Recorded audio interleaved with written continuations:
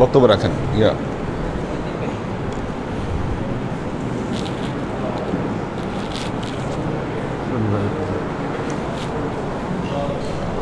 আল্লাহু আকবার, আল্লাহু আকবার।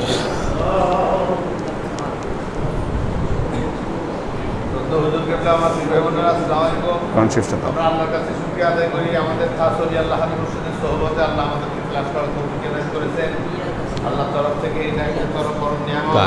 দুনিয়ার সর্বশ্রেষ্ঠ নিয়ামতের মধ্যে একটাই নিয়ামত হলো ওলি আল্লাহ হাবিব মুর্শিদ পাওয়া।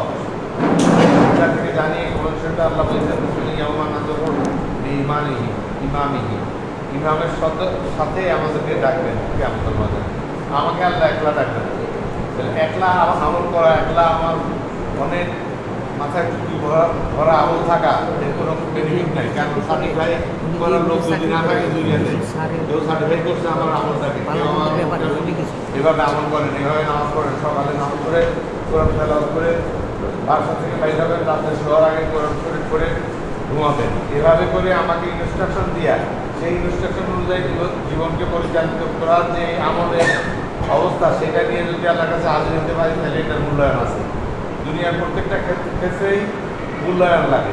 কারণটা কি, আমি এত কষ্ট করে পড়ালেখা করলাম, এত কষ্ট করে সার্টিফিকেট অর্জন করলাম, তারপরে আবার মূল্যায়ন লাগতেছে। প্লাস সুযোগ পিএইচডি করতেছেন, পিএইচডিতে সমস্ত খাটাখাটনি, এই যে মাইক্রোফিল্ম করে লন্ডনের লাইব্রেরি থেকে নিয়ে আসা, যেটা আমি এখন মাথায় ঢুকেটা কেমনে আনা সম্ভব, সেগুলো আমি ব্যবস্থা করে বিভিন্ন জায়গায় যেয়ে ওনাদের খবর নিয়ে সেগুলো করে পিএইচডি রেডি করতেছে। কিন্তু এই পিএইচডিতে ডক্টরেট ডিগ্রি দেওয়া হবে না। কখন দেওয়া হবে? যখন গাইডের এটাতে সই দিবে, ওনার একজন গাইড আছেন, ওই গাইড যখন অথেন্টিকেট করে দিবে যে হ্যাঁ ঠিক আছে সব ওকে, তখনই ওনাকে ডিগ্রিটা দেওয়া হবে। এইভাবে প্রত্যেকটা ক্ষেত্রে দুনিয়াকে আল্লাহ শিক্ষা দিয়েছেন যে কীভাবে একজন ওলি মুর্শিদ হাদি মুর্শিদ লাগে। কিন্তু সবচেয়ে দুঃখজনক ব্যাপার হলো যে বর্তমান প্রেক্ষাপটে যত অনিশ্চিত সবখানে একটাই জিনিস, হাদি মুর্শিদ সম্বন্ধে কোনো আলোচনা নেই। আলোচনা হলো উনি যিনি আলোচক, যিনি আলোচনা করতেছেন উনি সব জানেন, উনি মাহের, উনি যা বলবেন সেটাই মেনে নিতে হবে। তো এই অবস্থান থেকে অপনোদিত হয়ে আমরা আল্লাহর খাস রহমতের দরবারে জায়গা পেয়েছি, দুটো একটা জায়গা পেয়েছি। এটা আল্লাহর খাস দয়া, আল্লাহর খাস রহমত। এই জায়গা পাওয়ার পর আমাদের কর্তব্য একটাই, হুজুর কাছ থেকে যা শুনতেছি যতটুকু মনে আছে সেটা যেন আমলের জীবনে পর্যবেক্ষণ করতে পারি। শুনে গেলাম আমাদের কী অবস্থা, মানে আমার কী অবস্থা, আমারটা আমি বলতে পারি। শুনে গেলাম, খুব শোনার সময় খুব মনে আবেগ দিয়ে শুনলাম, কিন্তু যখনই বাসায় যাই এখানে বসে চিন্তা করি আজকে সারা জাগ নাই থাকবো, আর ঘুমাবোই না। বাসায় যায় কখন সবাই ভেবেছে সরকারের তৈরি পাইনি। এই অবস্থা চলতেছে আমাদের সবাই। আমরা এই অবস্থা থেকে নিজেকে পরিবর্তিত করার জন্য একটাই ঔষধ আছে, সেই ঔষধ হলো হুজুরের প্রতি ভালোবাসা, হুজুরের প্রতি প্রেম, হুজুরের প্রতি আবেগ। এটা যদি ভিতরে স্থান করে নিতে পারি তাহলে শয়তান আর আমার ভিতরে কাজ করতে পারবে না, আমার ভিতরে ঢুকতে পারবে না। তো এই অবস্থাটা আমরা আমার জন্য ইনশাল্লাহ ক্লাস করতেছি। হুজুর সুন্দর একটা সিস্টেম করে দিচ্ছেন, টাইম টেবল জানাই দিচ্ছেন সবাইকে, সবাই যেন কনভেন্স করে সব তাড়াতাড়ি ওই টাইমের মধ্যে এসে করতে পারে, এই ব্যবস্থাটা নিতেছেন। আমরা যেন এই ব্যবস্থার পূর্ণাঙ্গ সব দোয়া করতে পারি। হুজুরের কাছে খাস দোয়া চাই, আল্লাহর কাছে খাস রহমত কামনা করি, বলি আল্লাহ হাত মসজিদের খেদমত এবং দরবারের খেদমত করতে হিসেবে পড়াশোনা করি, দোয়া চাই। আলহামদুলিল্লাহ আলহামদুলিল্লাহ নাহমাদুহু ওয়া নাস্তাঈনুহু ওয়া নাস্তাগফিরুহু ওয়া নু'মিনু বিহি ওয়া নাতাওয়াক্কালু আলাইহি ওয়া নাউযু বিল্লাহি মিন শুরুরি আনফুসিনা ওয়া মিন সাইয়্যাতি আ'মালিনা من يهد الله فهو المهتدي ومن يضلل فلن تجد له وليا مرشدا فنشهد أن لا إله إلا الله وحده لا شريك له ونشهد أن سيدنا وسندنا ونبينا محمدا صلى الله عليه وسلم الذي أرسله الله بالحق بشيرا ونذيرا وداعيا إلى الله بإذنه وسراجا منيرا وقال الله تعالى في كلامه المجيد وفرقانه الحميد ما كان محمد أبا أحد من رجالكم ولكن رسول الله وخاتم النبيين وكان الله بكل شيء عليما إن الله وملائكته يصلون على النبي يا أيها الذين آمنوا صلوا عليه وسلموا تسليما صلى الله على محمد صلى الله عليه وسلم صلى الله على محمد صلى الله عليه وسلم صلى الله على محمد صلى الله عليه وسلم আল্লাহর আশিক ও সালেক বৃন্দ, আমরা ক্লাসের একটা টাইমিংয়ে নিয়ে আসছি আল্লাহর রহমতে,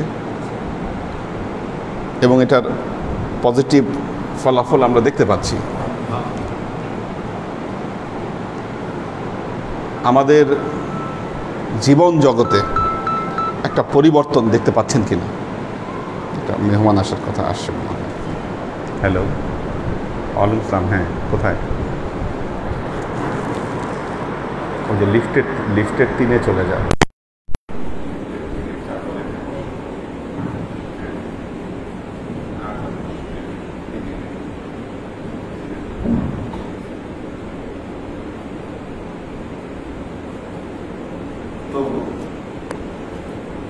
আল্লাহর আশিক ও সালেক বৃন্দ,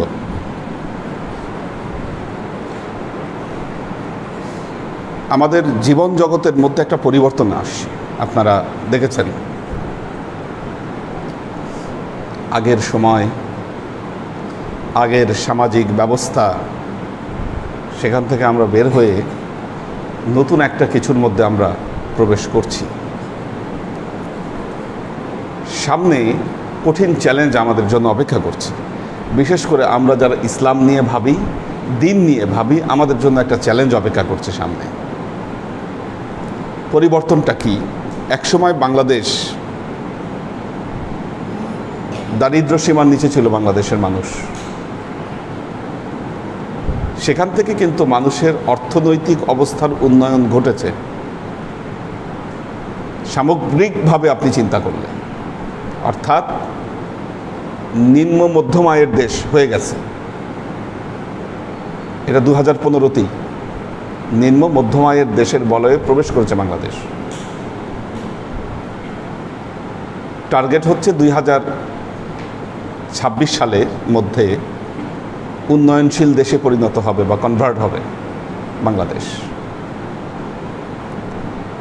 নিম্ন মধ্যম আয়ের দেশে যখন বাংলাদেশ প্রবেশ করেছে, আমরা দেখেছি, আপনি যদি আমাদের আগের যে সরকারি কর্মকর্তাদের যে অবস্থা ছিল, আমাদের আনোয়ার ভাই, ওনাকে নিয়মিত অফিস করা লাগতো না। যখন খুশি তখন চলে যেতে পারত, যখন খুশি তখন চলে যেতে পারত, এবং এই চলে যাওয়ার জন্য ছুটিও নিতে হতো না। শেষের দিকে এসে উনি কিন্তু এটা পারতেন না। তখন অফিসে মানুষের ডিউটি বেড়ে গেছে, সতর্কতা বেড়েছে, মানুষের সচেতনতা বেড়েছে। বাংলাদেশের যে বাজার, মানুষের ক্রয় ক্ষমতা বৃদ্ধি পাওয়াতে দেখবেন বাংলাদেশের বাজারে যখন গার্মেন্টস ছুটি হয়, রাস্তার পাশে যদি একজন সবজিওয়ালা কিছু সবজি নিয়ে বসে, মুহূর্তের মধ্যে বিক্রি হয়ে যায়। এত ঘনবসতিপূর্ণ বাজার পৃথিবীর অন্য কোথাও কিন্তু নাই। এই বিষয়গুলো কিন্তু রাইজ করেছে। তার মানে 2026-এ আসতে গিয়ে তখন আরও অনেক কিছু উন্নতি এবং আপনাদের চোখে পড়বে। মানুষের কর্মক্ষমতা আরও বাড়বে, সচেতনতা আরও বাড়বে, জীবন জগতের মধ্যে একটা পরিবর্তন আসবে। অর্থাৎ তখন আমাদের ভেতরে কর্পোরেট কালচার যেটা বলা হয়, এই কর্পোরেট কালচারটা ভীষণভাবে আমাদের মধ্যে প্রতিষ্ঠিত হবে, যেটার শুরুয়াত মাত্র আমরা দেখতে পাচ্ছি, শুরু দেখতে পাচ্ছি। কর্পোরেট কালচারটা কি বাইরে দিয়ে অনেক জাঁকজমক, ভেতরে আসলে অন্তঃসার শূন্য। আপনি দেখেন আমাদের যে ধর্মচর্চা, এই ধর্মচর্চার ভেতরেও কর্পোরেট কালচার ঢুকে গেছে। আমরা যে ধর্মচর্চা করছি এটাও আমরা কর্পোরেট কালচারের ভিত্তিতে করছি। কেমন কেমন এখানে একটা বাজার আছে, আমার পাশের বাজার ওয়াজ মাহফিলের আয়োজন করেছে, ওয়াজ মাহফিলের আয়োজন করেছে, কাজে আমাকে একটা ওয়াজ মাহফিলের আয়োজন করতে হবে। মানুষের হেদায়েত হোক কি না হোক সেটা হচ্ছে পরের কথা। ওয়াজ মাহফিলের আয়োজন করলে কি হবে, এটার জন্য কিছু কালেকশন হবে, টাকা পয়সা কিছু কালেক্ট করা হবে, এলাকার যুব সমাজরাই এটা করবে। কালেকশনের কিছু অংশ তারা নিজেদের কাছে রাখবে, কিছু অংশ মাহফিল পারপাস খরচ করবে। সেখানে বক্তারা ওয়াজ করতে যাবেন, ওনাদের হাতেও কিছু টাকা পৌঁছাবে, সবার লাভ, লস নাই কারণ। যারা টাকা দিলেন, ব্যয় করলেন, তারাও শান্তি পাচ্ছেন যে না, আমি পরকালের কাজের জন্য কিছু ব্যয় করলাম, চাই তিনি ভালো হোক খারাপ হোক। যারা কালেকশন করছেন, কে ভালো কে খারাপ এটাও দেখার দরকার নেই। বক্তা যাদেরকে নিয়ে আসবেন, কারা মাহফিল জমাইতে পারে, মাঠ গরম করতে পারে, কোন বক্তা, সেই বক্তা দরকার। বক্তারও টার্গেট হচ্ছে কিভাবে একটা জমজমাট মাহফিল আমি উপহার দিতে পারি, যেন পরবর্তীতে আমার ডাক আবার আসে এবং মানুষ যেন বলে এই বক্তা দারুণ ওয়াজ করে, কি আমার যেন শোহরাত বাড়ে। এই কর্পোরেট কালচার চলছে সব জায়গায়, বাট অন্তঃসার শূন্য। এখনই যদি আমাদের মধ্যে এই কালচার রাইজ করে, আপনি কি চিন্তা করতে পারছেন 2026 সালের পর কি হবে, কি দাঁড়াবে? এতদিন আমরা যে শিক্ষা ব্যবস্থা চালিয়েছি, আমি নিজে ক্লাসরুমে শিক্ষক হওয়ার পর কি একটা দীর্ঘ সময় পার করেছি, তো শিক্ষা ছিল ইনফরমেশন বেসড শিক্ষা। এখন সেটা কনভার্ট হয়ে গিয়েছে প্রসেস বেসড শিক্ষায়। পার্থক্য কি?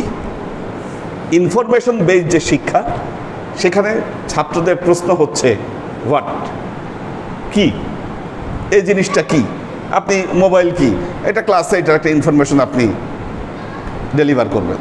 এটা হচ্ছে ইনফরমেশন বেসড শিক্ষা, যেটার উত্তর হচ্ছে হোয়াটের উত্তরে যেটা বলা হয়। এখন স্টুডেন্টদের জানার বিষয় হচ্ছে হাউ, হোয়াটে এখন নাই।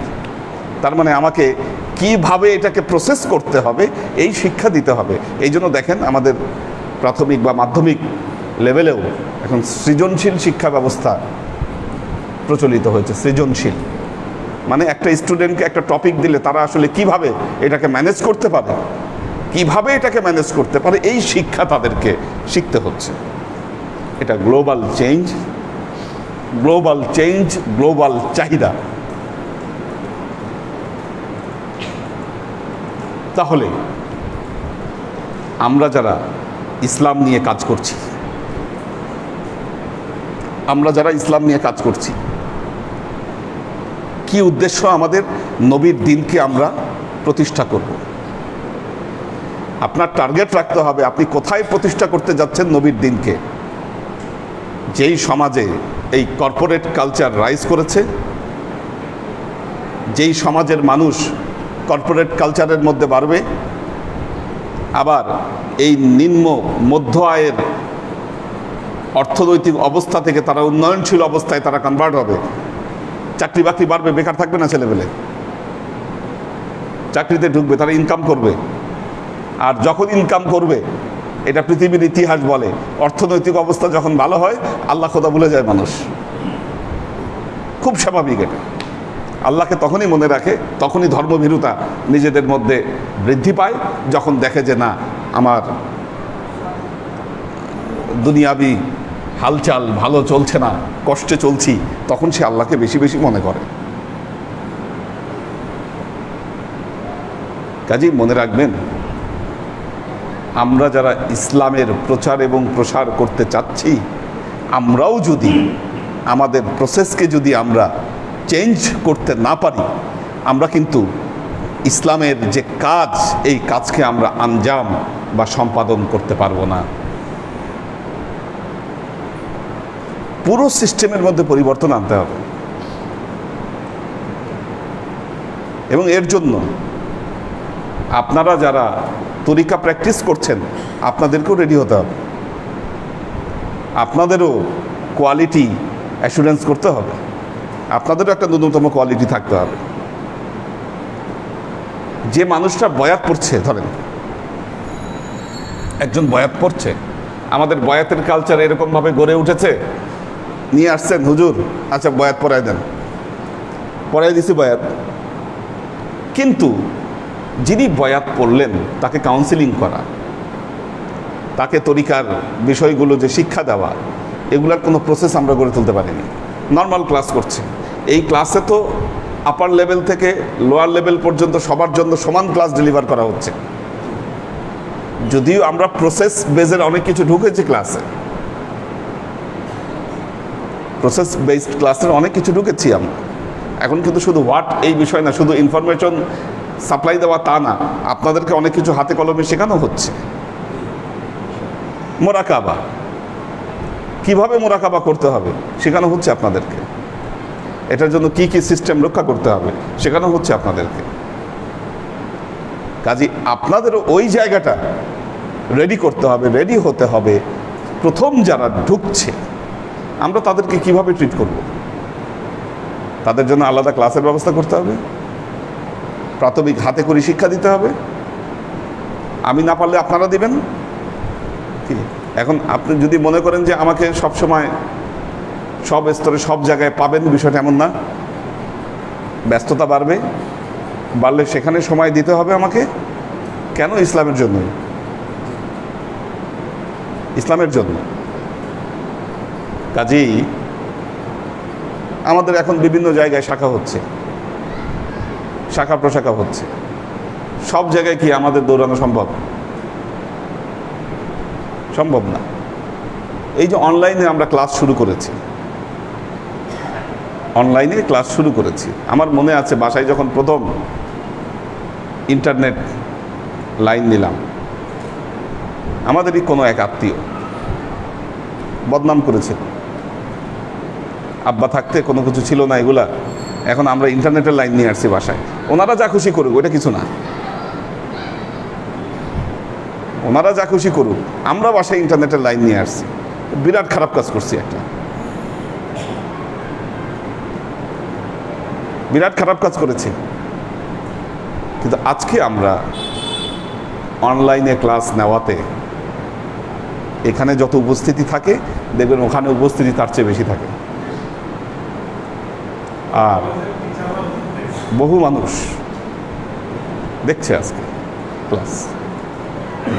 আমরা যদি প্রযুক্তির এই জায়গাটাকে আমরা ধরতে না পারতাম, তাহলে তো আমরা এই প্রচারের কাজটা আমরা করতে পারতাম না।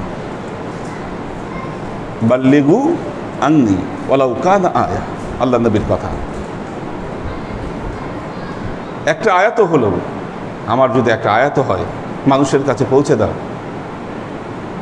মানুষের কাছে পৌঁছে দাও। দেখুন, আমি যে চিন্তা, যে ভাবনার কথা আপনাদেরকে বলছি, এই চিন্তা, এই ভাবনা যদি আপনাদের মধ্যে সঞ্চারিত হয়, মনে রাখবেন তরিকার জগতে আমরা টিকে থাকব। যারা আজকে একটা জিনিস খেয়াল করেছেন কিনা, এই কর্পোরেট কালচারে অনেকেই রাইজ করেছিল, আজকে কিন্তু তাদেরকে দমিয়ে দেওয়া হচ্ছে। নিয়ম, এই কর্পোরেট কালচার দিয়ে বেশি দিন মানুষ টিকে থাকতে পারে না, টিকে থাকতে পারে না। কারণ মানুষের একদিন দুই দিন যারা ওই একটু মজা পায়ে শুনে, বেশি দিন শুনে না, ওই এক মজা বেশি দিন ভালো লাগে না তাদের কাছে। কতদিন? কিছু কিছু মাওলানা আছেন খুব হাসির ওয়াজ করেন, হাসির ওয়াজ করে তারা ফেমাস, হাসির ওয়াজ করে তারা ফেমাস। কতদিন হেলে দুলে গান গায়ে বিড়ি খাবার অভিনয় করে ক্লাস আপনারা করছেন বা আপনারা নিচ্ছেন, কিন্তু কতদিন? দেখে আরেক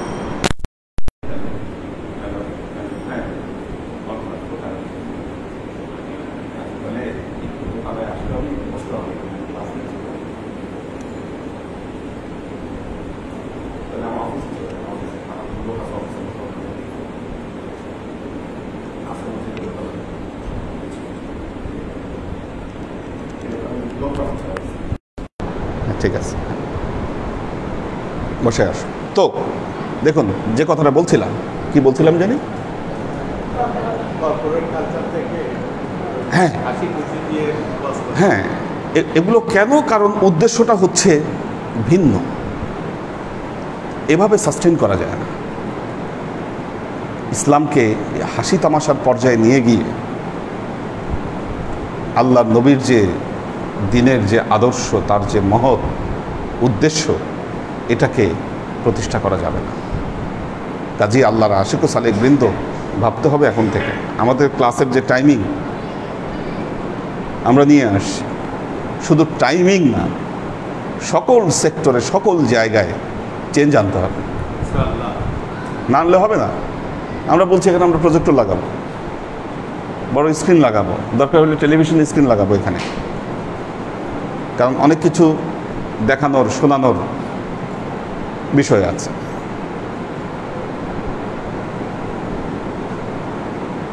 আব্বা যখন ছিলেন, আমাদের টেলিভিশন লুকায় লুকায় দেখতে হতো, আব্বার ভয়ে টেলিভিশন লুকায় দেখতে হতো। আমি এখন পর্যন্ত আমার বাসায় টেলিভিশন কেনার সাহস পাইনি, কিন্তু টেলিভিশনে তো প্রোগ্রাম করছি নিয়মিত।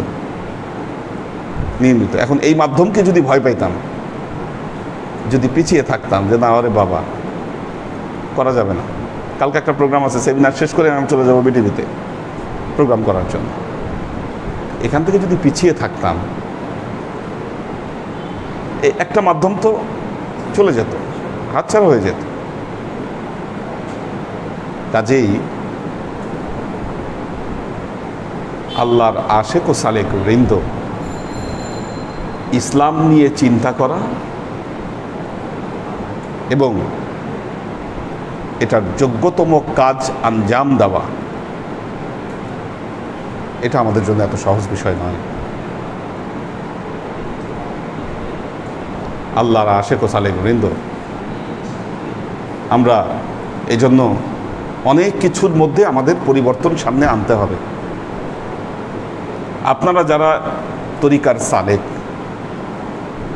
দীর্ঘদিন ক্লাস করেন, মেয়েদের অনেক অভিযোগ, মেয়েদের ব্যাপারে অনেক মানুষ ক্লাস করতে এসে মেয়েদের ভেতরে তারা ক্লাস করতে পারেন না, চলে যান। কেন? তারা বলে যে ক্লাস কিছু শোনা যায় না, এখানে মেয়ে যারা আছে তাদের কোনো আদব কায়দা ঠিক নাই, এত কথাবার্তা বলে ক্লাস চলাকালে, ঠিক আছে, এই জন্য ক্লাসে আসে না, যে আমরা শুনতেই পাই না হুজুর কি বলে এদের কথার কারণে। তার মানে এটা একটা বিরাট সমস্যা, বিরাট সমস্যা। বসে থাকলে হবে না, এটা তো বাস্তবিক সমস্যা। আপনি ডাকবেন, সামনে আসলে সবাই শুনি না, আমরা তো কথা বলি না, কিন্তু তাদের এই কথা বলার কারণে আজকে যে একটা অবস্থা তৈরি হয়েছে, মেয়েদের মধ্যে আগ্রহ হারিয়ে ফেলছে বাকি মানুষ, বাইরের মানুষ।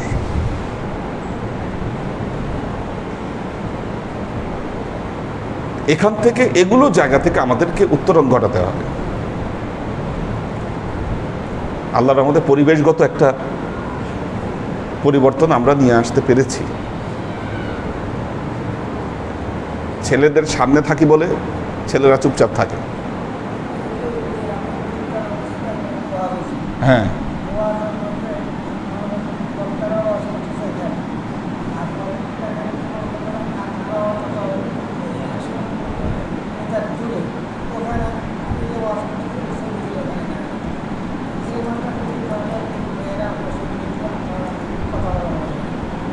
বুঝিনি। ও স্ক্রিন, হ্যাঁ স্ক্রিন আমরা সেট করব, স্ক্রিন আমরা সেট করব। স্ক্রিন দিলে লাভ হবে কি, জানে তো এটা স্ক্রিন দেখতেছে না, দিয়া কতটুকু লাভ হবে দেখা যাক, দিলেই বোঝা যাবে কতটুকু লাভ হয় বা কী হয়। ঠিক আছে, আমরা নেক্সটে যাব, আমরা এই প্রযুক্তি এবং এই প্রজেক্টে আমরা যাব সামনে। কেবল তো হলো দরবার, আরও সামনের দিকে আমরা ইনশাল্লাহ এগুলো এক একটা সেট আপ করবো আল্লাহ চায় তো আল্লাহর আশিক ও সালেক বৃন্দ, এই জিনিসগুলো আমাদের চিন্তা করতে হবে, আমাদের আরও ভাবতে হবে এগুলো নিয়ে। কিছু কাজ আমি করছি ভেতরে ভেতরে করে যাচ্ছি কাজগুলো, যাতে আমাদের তরিকার একটা আউটলাইন, একটা সিলেবাস, এই জিনিসগুলো যেন দাঁড়িয়ে যাবে ইনশাল্লাহ, সময় লাগবে না। এটার জন্য আমি কাজ করে যাচ্ছি, এই কাজগুলোই গবেষণা, এগুলোই হচ্ছে গবেষণার কাজ।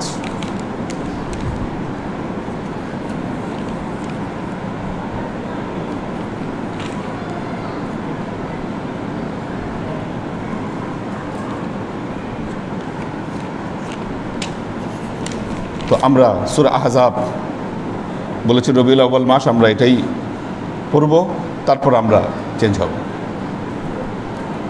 সূরা হুজুরাত, সরি, আউযু বিল্লাহি মিনাশ শাইতানির রাজীম, বিসমিল্লাহির রহমানির রহিম, ولكن الله حبب إليكم الإيمان وزينه في قلوبكم وكره إليكم الكفر والفسوق والعصيان أولئك هم الراشدون।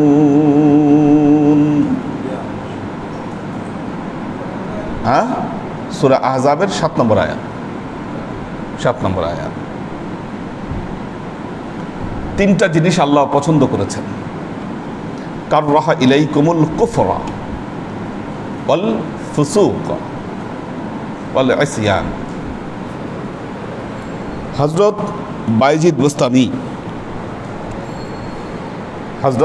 বাইজিদ বুস্তামি রহমতুল্লাহ আলাইহি, ওনার সান্নিধ্যে যারা আসতেন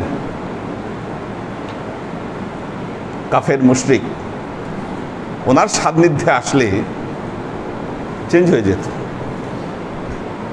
ইসলাম কবুল করে ফেলত। তার চাইতেও বড় উদাহরণ খাজা মঈনুদ্দিন চিশতি রহমতুল্লাহ আলাইহি। ভারতবর্ষে এসেছিলেন তিনি ইসলাম প্রচার করার জন্য। যারাই আসতো তার সাথে দেখা করতে,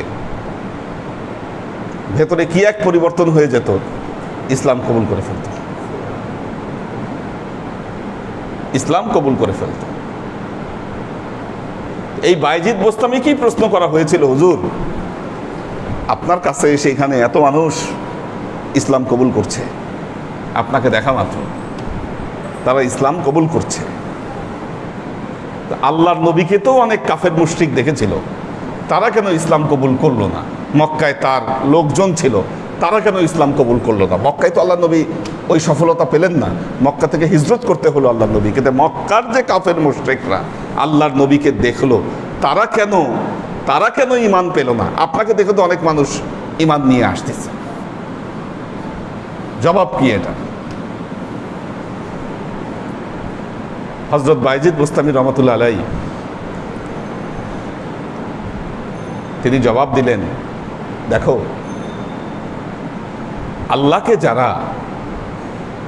আল্লাহকে যারা মুহাম্মদ বিন আব্দুল্লাহর চোখে দেখেছে, আল্লাহকে যারা মুহাম্মদ বিন আব্দুল্লাহর চোখে দেখেছে তাদের ঈমান নসিব হয় নাই। কিন্তু এই আল্লাহর নবীকেই যারা মুহাম্মদুর রাসূলুল্লাহ সাল্লাল্লাহু আলাইহি ওয়াসাল্লামের দৃষ্টিতে দেখেছে তাদের কপালে ঈমান নসিব হয়ে গেছে। কাজেই প্রশ্ন হচ্ছে, আপনি আল্লাহর নবীকে কোন দৃষ্টিতে দেখতেছেন এটা হচ্ছে মুখ্য বিষয়। আপনি কি আল্লাহর নবীকে আপনার মতো সাধারণ মানুষ মনে করতেছেন? তাহলে আপনার কপালে জীবনে ঈমান জুটবে না। আপনি মনে করতেছেন আল্লাহর নবী আমাদের মতোই মানুষ। কি এই কথা বললে, যে উম্মত এই কথা বলবে, তার কপালে কোনোদিন ঈমান নসিব হবে না।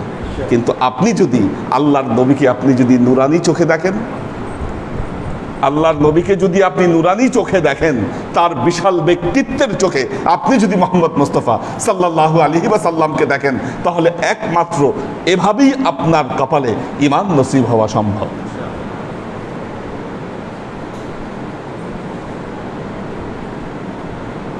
কাজেই আপনি উম্মত, মনে রাখবেন সর্বপ্রথম আপনার দৃষ্টিভঙ্গি চেঞ্জ করতে হবে। আপনি উম্মতে মুহাম্মদী, আপনি চিন্তা করতেছেন এই কোরআন এটা কি আল্লাহর নবী কি নিজেই লেখছে?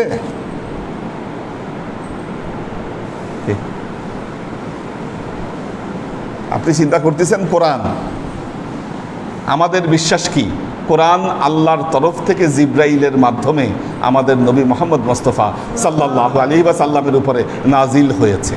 এখন কেউ যদি বলে যে না, জিব্রাইলের বাণীটা নিয়ে এরকম কিছু না, আল্লাহর নবী এটা নিজে লিখছে। আব্বাসী শাসনামলের শেষের দিকে মুতাজিলারা এরকম একটা মত প্রকাশ করেছিল, এই কোরআন আল্লাহর নবী নিজে লিখছে, এটা ওই জিব্রাইল এগুলো কিচ্ছু না।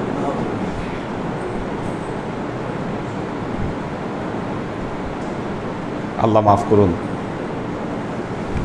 কালকে যে ডিবেটের কথা বললাম, এনায়েতুল্লাহ আব্বাসী আর ডক্টর জাফরুল্লাহ এই ধরনের কথা বলেছেন।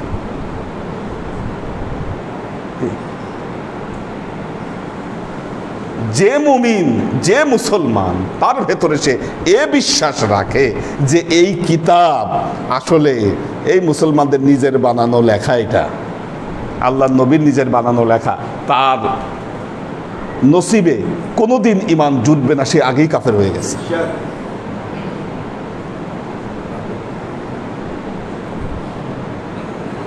ولكن الله حبب إليكم الإيمان وزينه في قلوبكم وكره إليكم الكفر والفسوق والعصيان। দেখেন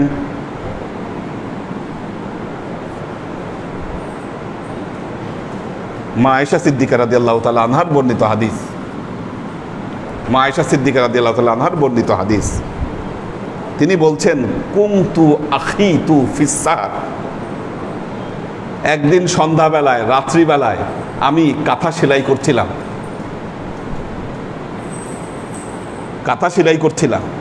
সেলাই করতে করতে ফা সাকাতাল লেবনা, সেলাই করতে করতে আমার হাতের সুইটা পড়ে গেল, কাঁথা সেলাই করতে করতে হাত থেকে সুই পড়ে গেল,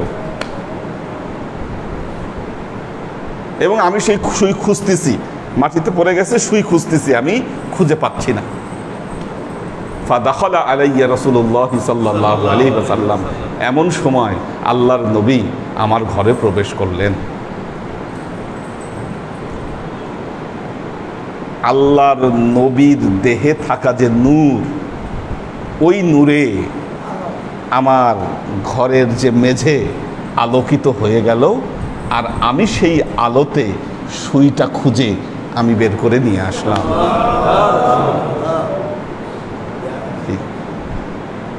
আচ্ছা বলেন, মা আয়েশার কি এই হালত সবার মধ্যে হয়েছিল? বলেন কি এই হালত যদি হতো, কাফের মুশরিকদের যদি এই হালত হতো, তখনই তো তাদের ঈমান নসিব হয়ে যেত। মা উম্মে সালমা আল্লাহর নবীর ঘাম উনি জমায়ে রেখেছিলেন, নবীর ঘাম জমায়ে রেখেছিলেন। নবী গরমে ঘামতেছেন, মা উম্মে সালমা ওই ঘাম শিশিতে ভরে রাখতেছে। আল্লাহ নবী জিজ্ঞাসা করলেন, সালমা কি করছো তুমি? উম্মে সালমা বললেন, ইয়া রাসূলুল্লাহ, আপনার শরীর থেকে তো ঘাম নির্গত হচ্ছে, কিন্তু আমি তো দেখতেছি আপনার শরীর থেকে নূর টপকায়ে পড়ছে, আর এই পাসিনার মধ্যে আমি সুগন্ধ পাচ্ছি, মেশক আম্বরের গন্ধ পাচ্ছি।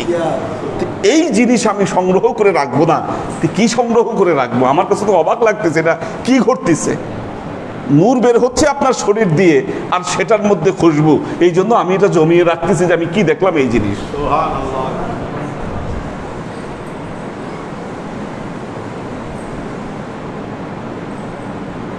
যে উম্মত দাবি করে না নবী আমাদের মতো, হ্যাঁ নবী আমাদের মতো মানুষ, সেই উম্মতের ভাগ্যে কি ঈমান জুটবে না।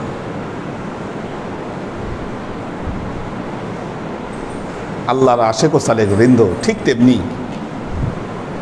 যিনি আপনার কাছে নায়েবে রাসূল, আপনার মুর্শিদ।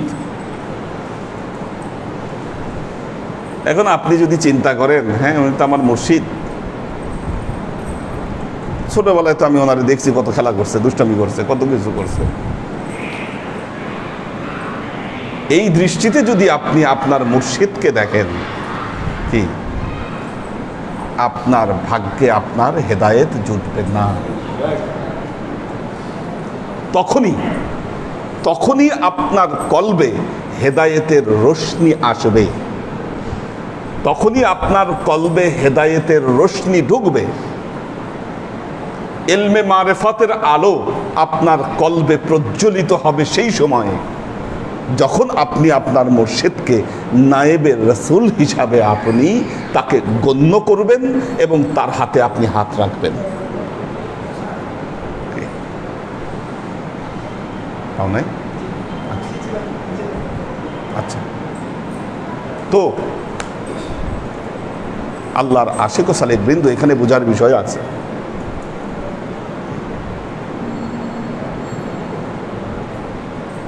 আফামান শারাহাল্লাহু সাদরাহু লিল ইসলাম ফাহুয়া আলা নূরিন মির রাব্বিহি। আল্লাহ তার কালামে পাকে বলছেন আফামান শারাহাল্লাহু সাদরাহু লিল ইসলাম, আমি যাদের বক্ষকে ইসলামের জন্য উন্মুক্ত করে দিয়েছি, ফাহুয়া আলা নূরিন মির রাব্বিহি, তারা হচ্ছে তোমাদের কাছে আগত তোমার প্রভুর পক্ষ থেকে, তারাই হলো নূর।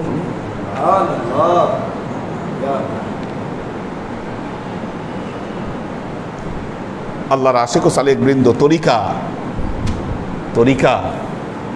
একটা সিঁড়ির মতো, তরিকা একটা সিঁড়ির মতো।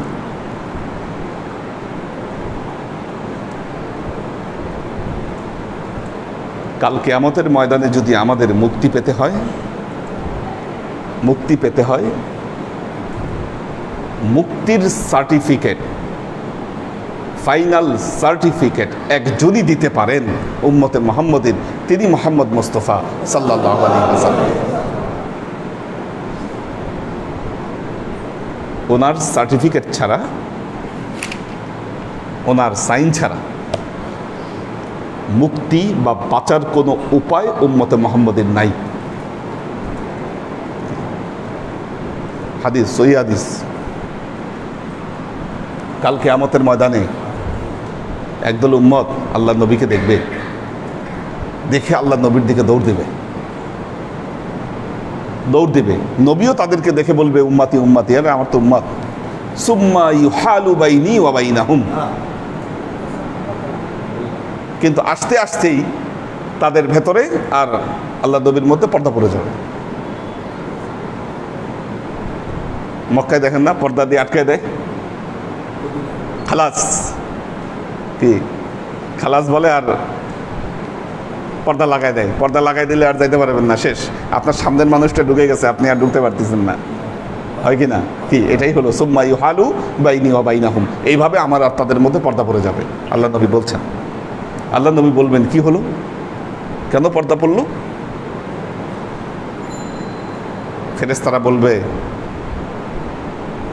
ফেরেশতারা বলবে আপনি জানেন না আপনার ইন্তেকালের পর তারা কিভাবে আপনার দিনকে নষ্ট করেছিল, আজকে এই শাস্তি স্বরূপ আপনার আর তাদের মধ্যে পর্দা পড়ে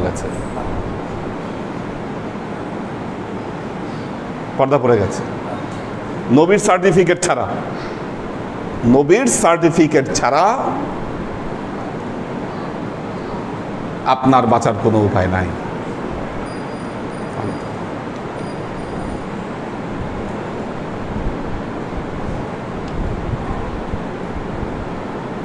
এই সার্টিফিকেট কি বলা হয়? শাফায়াত বা সত্যায়ন।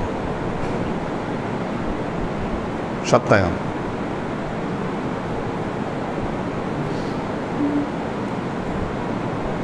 তরিকার কাজটা কি এখানে?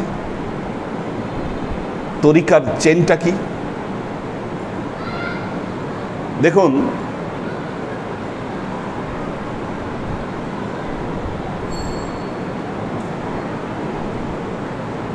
আল্লাহর রাসূলের একটা বাক্য যাকে যা বলে গেছেন, শুধু তাই না, স্বপ্ন যোগে কেউ যদি এক ঝলক রাসূলকে দেখেছেন, কি তার জীবন চেঞ্জ হয়ে গেছে, জীবন বদলায় গেছে। কি স্বপ্ন যোগে রাসূল যদি এসে কাউকে কিছু দিয়ে গেছে, কি ওর জীবন কি ধন্য হয়ে গেছে, এর জীবন জীবন ধন্য তার। স্বপ্ন যোগে বাস্তব প্রমাণ, যেটা মানুষের জীবন থেকে যেটা প্রমাণিত।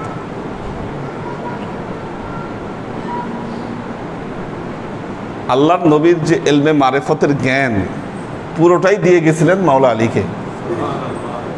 এবং এই যে কথাটা আল্লাহর নবীর, মান কুনতু মাওলাহু ফাহাজাল আলিয়্যু মাওলাহু, এই কথা যে বলেছেন প্রায় লক্ষাধিক সাহাবী এটা সাক্ষী।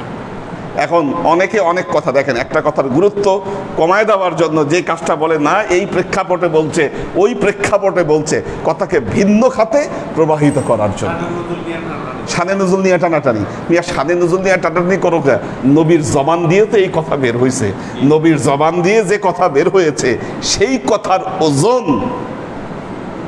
বুঝেন আপনি, যেই কথার ওজন কি, নবীকে, যেই নবীকে স্বপ্নযোগে দেখলে মানুষের জীবন চেঞ্জ হয়ে যায়, একটা কিছু দিলে মানুষের জীবন চেঞ্জ হয়ে যায়, সেই নবীর এই বাক্য তার মুখ থেকে উচ্চারিত হয়েছে, মান কুনতু মাওলা ফাহাজাল আলিয়্যু মাওলা।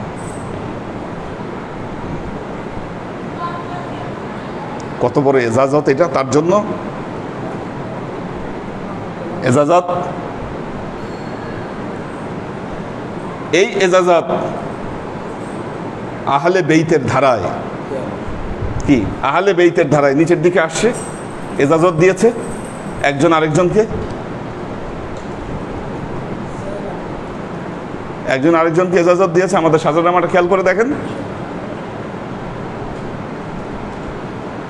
এগুলো সব কিছুর উপরে ইনশাল্লাহ আমি কাজ করব।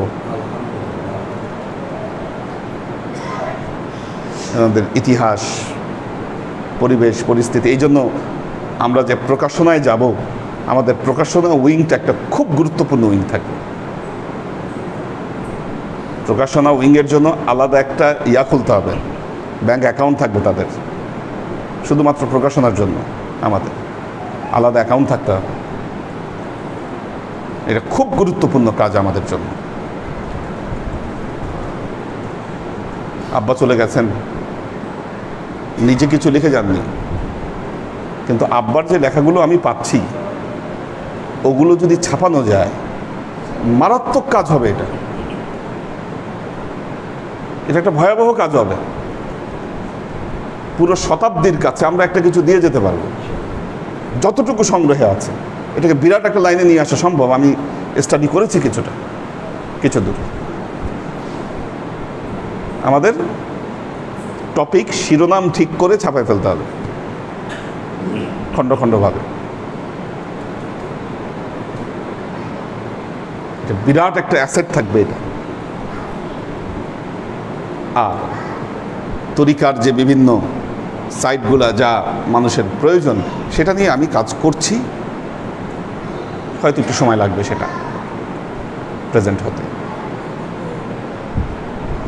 তো আমাদের প্রকাশনায় যেতে হবে খুব। এটা অনেক কিছুই আমরা করেছি, এটা হয়তো আল্লাহর ইচ্ছা যে এই কাজে আমরা এতদিন হাত দিতে পারিনি। অনেক, কারণ আমার কাছে ম্যানুস্ক্রিপ্টগুলো টাইপ হওয়া অবস্থায় এসেছে অনেক আগে। 2015-র আগে, 15 সালেই আসছে মনে হয় এগুলো।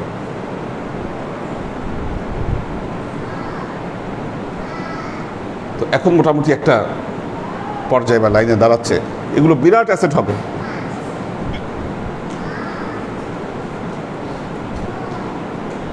এবং শাহ মোহাম্মদ আব্দুল হালিম, ওনাকে যদি শত শত বছর ধরে বাঁচিয়ে রাখতে হয়, এটার কোনো বিকল্প নাই। আমরা যে প্রকাশনায় যেতে চাচ্ছি, এটার কোনো বিকল্প নাই। খুব শীঘ্রই বইগুলো আপনার হাতে পাবেন, ওনার লেখা, ওনার বলা। বড় কাজ হয়েছে। কিন্তু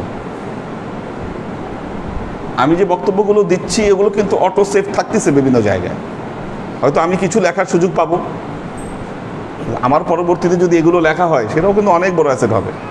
হয়তো করবে কেউ পরবর্তীতে। দেখেন, আল্লাহ কিন্তু তার কাজ থামায় রাখে না। আল্লাহ তার কাজ থামায় রাখে না।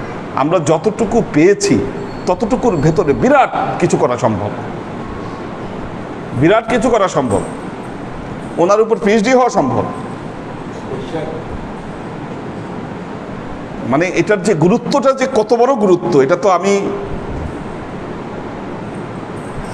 আপনাদেরকে এখন বোঝাতে পারবো না। হওয়ার পরে আপনারা বুঝতে পারবেন যে কি হচ্ছে, এটা গুরুত্বটা কোথায়। তো আল্লাহর আশিক ও সালেক বৃন্দ, এই কাজগুলো, এগুলো আমাদের খুব জরুরি কাজ, গুরুত্বপূর্ণ কাজ এগুলো।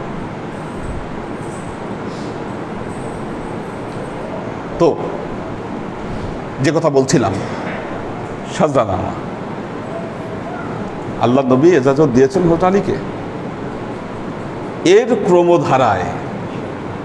এর ক্রমধারায় এজাজত, একজনের পরবর্তী আরেকজনকে এজাজত কি, সেই ক্রমধারায় আমি এজাজত প্রাপ্ত হয়েছি আমার পিতার কাছ থেকে, যে না, তুমি তরিকার কাজ করতে পারো। এখন দেখেন এটার কত শক্তি, এটার কত পাওয়ার, বুঝতেছেন? বুঝেন কি না?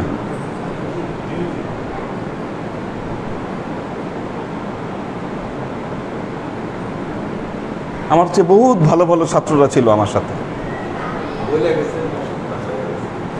কারো তো সুযোগ হয় না এই তরিকার কাজ করার সুযোগ হয়নি। আমি তো কাজ করে যাচ্ছি।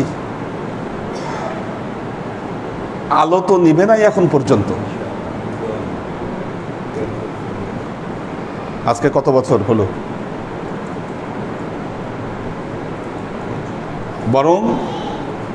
বরং আমাদের পরিধি বেড়েছে। তার মানে এটাই প্রমাণ করে আমরা এখনো হকের উপরে আছি। হকের উপরে না থাকলে, আপনার ভেতরে বাতিল ঢুকে গেলে আপনি সাস্টেইন করতে পারবেন না, এটাই স্বাভাবিক। কাজী আল্লাহর আশিক ও সালেক বৃন্দ, ওয়াকাররাহা ইলাইকুমুল কুফরা ওয়াল ফুসুকা ওয়াল ইসয়ান, অবাধ্য হওয়া যাবে না। দেখুন, আপনার মুর্শিদ আপনাকে কোনো কাজের নির্দেশ দিয়েছে, আপনি দেখতেছেন এটা ক্ষতি হবে আপনার, বুঝতেছেন, আপনি আপনার জ্ঞান দিয়ে আপনি বুঝতেছেন এটা আপনার জন্য ক্ষতিকারক।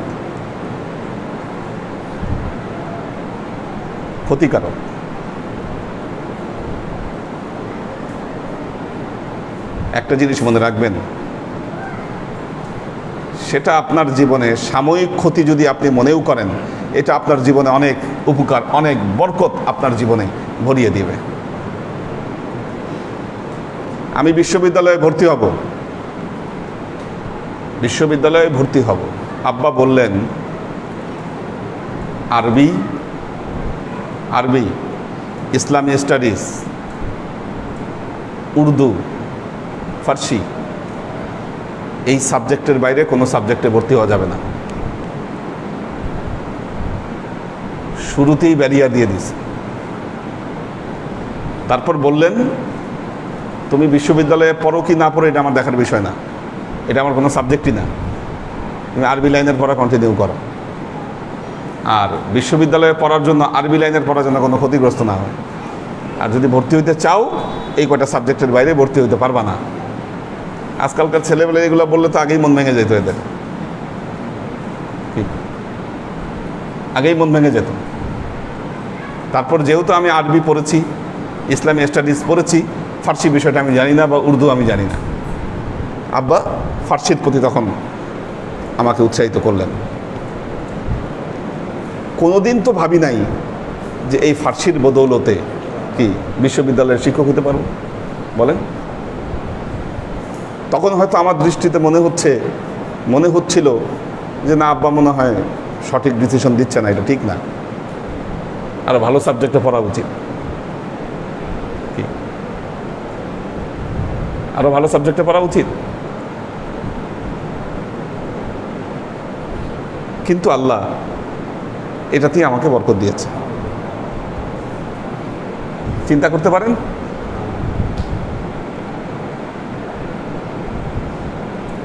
কাজেই আমাদের মধ্যে যখন এই সারেন্ডারের অভাব হয় তখন আমরা ধরা খাই,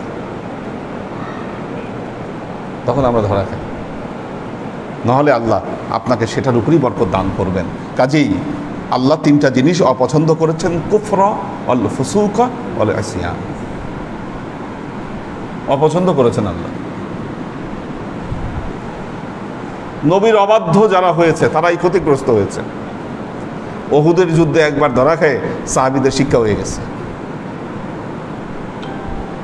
যে এসিয়ানের কত বড় ফলাফল, কি সতর্ক হয়ে গেছে, আর হয় নাই, ওই একবার। ওয়াকাররাহা ইলাইকুমুল কুফরা ওয়াল ফুসুকা ওয়াল ইসয়ান। হ্যাঁ, ওই যে আল্লাহ নবী যে নির্দেশ দিয়েছিলেন যে এটা এই উপত্যকা ত্যাগ করবা না, গনিমতের মালের আশায় দৌড় লাগাইছে সবাই, আর গনিমতের মাল পাচ্ছি, সেলফ ডিসিশন দিয়ে নিয়েছে, ধরা খেয়ে গেছে। কাজী আল্লাহ আমাদেরকে রহম করুন। দেখি কারা আছে।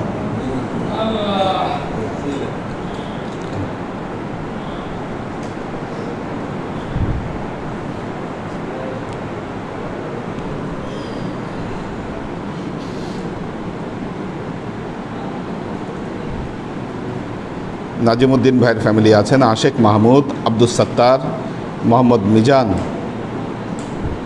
আশেক মাহমুদ উনি জামালপুর ভুরিয়াখালী বাজার থেকে ক্লাস করছেন, ভুরুয়াখালী বাজার। আমিনা ওয়াদুদ, অনন্ত আহমেদ অন্তু, কবির হোসেন, মিতু ইসলাম, মনিরুজ্জামান মনির, সাইফুল রিঙ্কু বাহরাইন থেকে,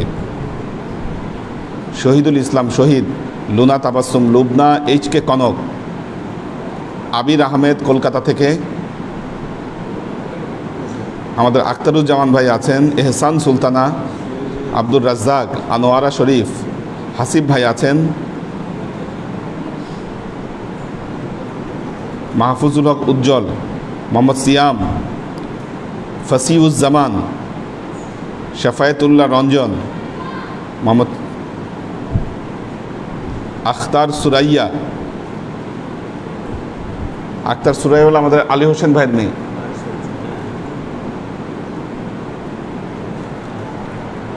নুরুল ইসলাম ফরিদপুর, মোবাইদুর রহমান, নাসিমুল ইসলাম পটল, আইরিন সুলতানা, আব্দুস সাত্তার ভাই আছেন, সানশাইন ফ্লোরা, AK আজাদ, পপিয়ারা জামান সুমি, কোরবান আলী, সুলতান মামুন, নূর হোসেন খোকন, তাহেরা তনু,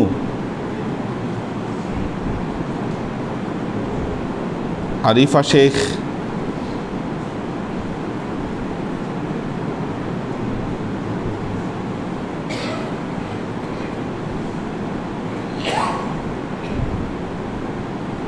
আরিফা শেখ অনুরোধ করেছে অনলাইনে ক্লাস যেন বন্ধ না হয়।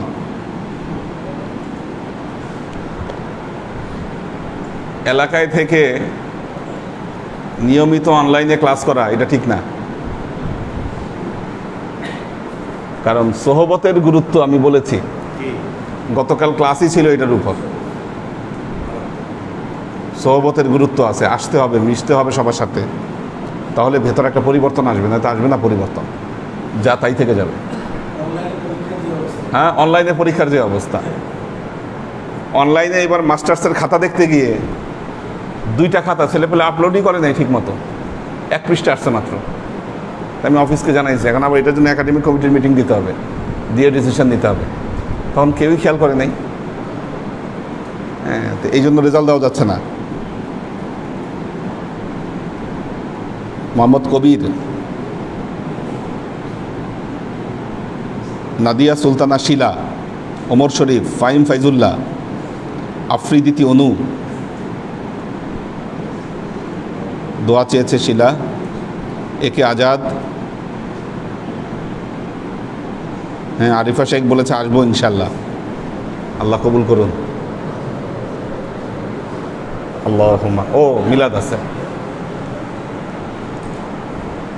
ওনার, কে জানে একজন বিপদগ্রস্ত অবস্থায় আছেন, উনি দোয়া চেয়েছেন। ওয়া আশরাকাল বাদরু আলাইনা ওয়াক্তাফাত মিনহুল বুদুর মিসলা হুসনিক মা রাআইনা খাত্তু ইয়া ওয়াজহাস সুরুর। সাল্লাল্লাহু আলা মুহাম্মাদ সাল্লাল্লাহু আলাইহি ওয়াসাল্লাম। সাল্লাল্লাহু আলা মুহাম্মাদ সাল্লাল্লাহু আলাইহি ওয়াসাল্লাম। সাল্লাল্লাহু আলা মুহাম্মাদ সাল্লাল্লাহু আলাইহি ওয়াসাল্লাম। ইয়া হাবিবি ইয়া মুহাম্মদ ইয়া আরুসাল খাফিকাইন ইয়া মুআইয়াদ ইয়া মুমাজ্জাদ ইয়া ইমামাল কিবলাতাইন। সাল্লাল্লাহু আলা মুহাম্মদ সাল্লাল্লাহু আলাইহি ওয়াসাল্লাম। সাল্লাল্লাহু আলা মুহাম্মদ সাল্লাল্লাহু আলাইহি ওয়াসাল্লাম। সাল্লাল্লাহু আলা মুহাম্মদ সাল্লাল্লাহু আলাইহি ওয়াসাল্লাম। وصلوات الله أحمد عدة أحرف الصدور. أحمد الهدي محمد سيد وجه المنير. صلى الله على محمد صلى الله عليه وسلم.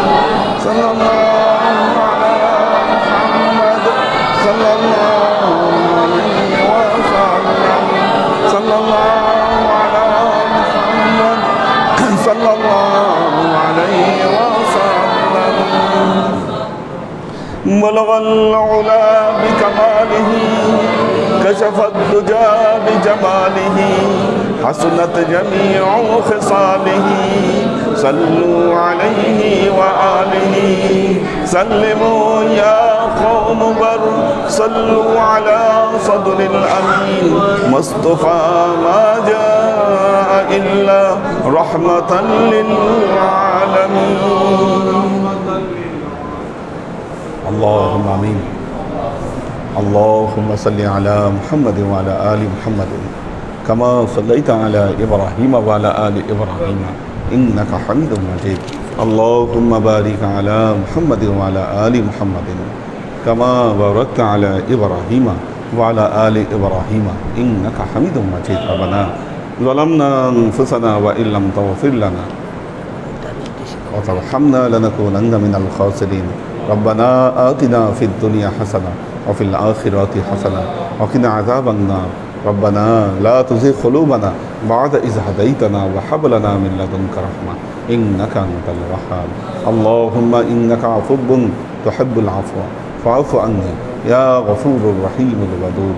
اللهم نور قلوبنا بنور الإيمان ونور قلوبنا بنور الإسلام ونور قلوبنا بنور الإحسان وزين أخلاقنا بنور محمد صلى الله عليه وسلم اللهم إنا نسألك علما نافعا رزقا واسعا عملا مقبولا شفاء من كل داء قلبا خاشعا زهدا ذاكرا إيمانا كاملا توبة قبل الموت راحة عند الموت ونجاة بعد الموت اللهم إنا نسألك رحمتك في كل درجة فلاح في كل أمر ونعوذ بك من الشرك والشك والنفاق والبدعة ومن كل وسوسة الشيطان يا الله يا رحمن يا مالك আমরা এতক্ষণ তোমার দরবারে যে সমস্ত আমলকে উপস্থাপন করলাম ত্রুটি মুক্তভাবে এই আমলগুলোকে তুমি আমাদের তরফ থেকে কবুল করে নাও তুমি আমলের যাজা আমাদের প্রিয় নবী হযরত মুহাম্মদ মুস্তাফা সাল্লাল্লাহু আলাইহি ওয়াসাল্লামের কাছে পৌঁছে দাও আল্লাহ আমাদের নবীর পরিবারবর্গের কাছে তুমি এর যাজাকে পৌঁছে দাও আমাদের নবীর সাহাবায়ে কেরামের কাছে তুমি এর যাজাকে পৌঁছে দাও এই দুনিয়ার সমস্ত আম্বিয়ায়ে কেরাম সাহাবায়ে কেরাম তাবেঈন তাবেঈন ওয়ালি আউলিয়া গাউস কুতুব আমাদের মা বাবা ভাই বোন আত্মীয় স্বজন এই দরবার থেকে যত পীর ভাই বোন চলে গেছে সবার রূহে আল্লাহ তুমি এর যাজাকে পৌঁছে দাও তুমি তোমার হাবিবের উসিলায় আমাদের সবাইকে কবুল ক্ষমা করে দাও আমাদের জীবন থেকে সমস্ত অভাব অভিযোগ বালা মুসিবত দুঃখ কষ্ট রোগ শোককে দূরীভূত করে দিয়ে দৃঢ় হস্তে তোমার দ্বীনের খেদমতের তৌফিক তুমি আমাদেরকে দান করো আজীবন যেন তোমার হেদায়েতের পথে প্রতিষ্ঠিত থাকতে পারি সে তৌফিক তুমি আমাদেরকে দান করো سبحان ربك رب العزة عما يصفون سلام على المرسلين والحمد لله رب العالمين واجعل آخر كلمتنا عند الموت لا إله إلا الله محمد رسول الله صلى الله عليه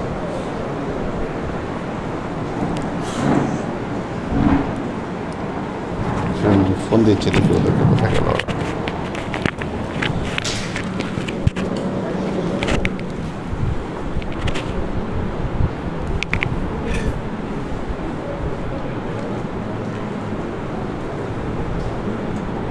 হ্যালো কোথায় কোথায়